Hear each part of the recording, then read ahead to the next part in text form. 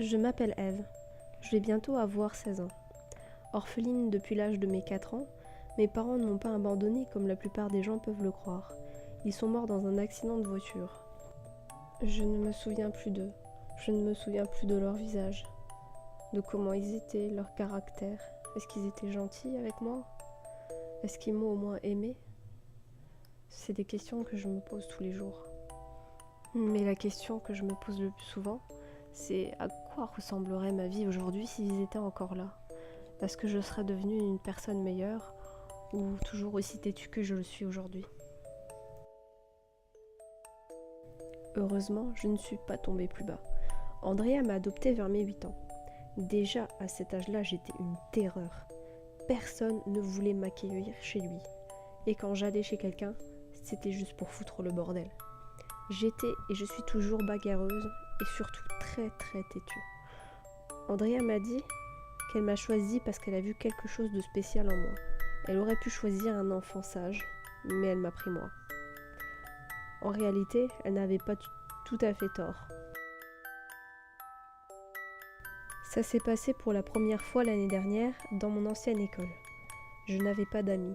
J'étais toujours toute seule. Je répondais aux profs. Malgré ça, j'aimais lire et étudier. Donc mes journées de colle, je les passais régulièrement à la bibliothèque.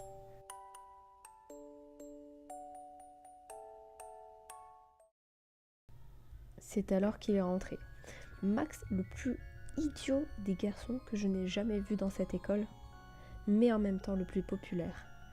Il aimait se rendre intéressant et il m'embêtait toujours pour impressionner ses potes et ses copines. Je ne me rappelle plus de quoi c'est parti. Un regard, une insulte, et j'ai claqué mon livre contre son torse. Ça ne lui a pas plu. Il m'a poussée et je suis tombée comme une grosse merde sur le sol. Je n'y attendais pas du tout. Bien que j'avais l'habitude de me chamailler avec lui, on se tapait souvent dessus, bien sûr sans partir dans l'exagération, mais cette fois-ci, c'était la goutte de trop. À ce moment-là, je l'ai regardé et j'ai imaginé les pires horreurs qui pouvaient lui arriver. Je me suis relevée aussi vite que j'ai pu et quelque chose s'est produit. Je sais pas ce que c'était. Des sortes de lumières vertes qui sortaient directement de mes mains et qui sont partis vers lui. Ils se sont transformés en une couleur rouge et je sais pas comment expliquer, mais il a pris feu. Les psys ont tellement lobotomisé le cerveau de Max que finalement sa version du feu qui surgit de mes mains se changea. Soi-disant, ce n'était que l'œuvre d'un briquet trafiqué. En même temps, la magie, ça n'existe pas, n'est-ce pas? La version fut vite adoptée par le directeur de l'école. Je parle de la version avec le briquet trafiqué, même si je n'ai aucune notion de mécano. Andrea, ma grand-mère d'adoption, fut convoquée, et la sanction tomba aussi vite. Je ne pensais pas que j'allais être virée. Chérie, ne va pas te coucher trop tard aujourd'hui.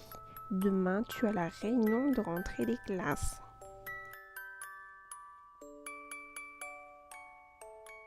Oui, je sais, mais j'ai vraiment pas envie d'y aller.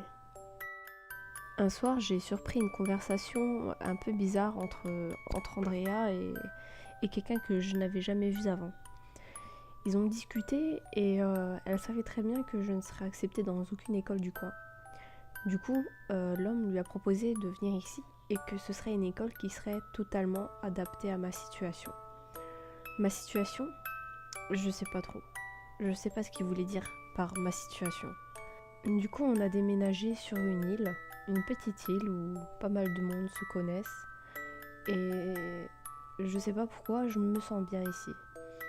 Demain, je vais découvrir de quelle école il s'agit et pourquoi ma situation est adaptée à cet endroit.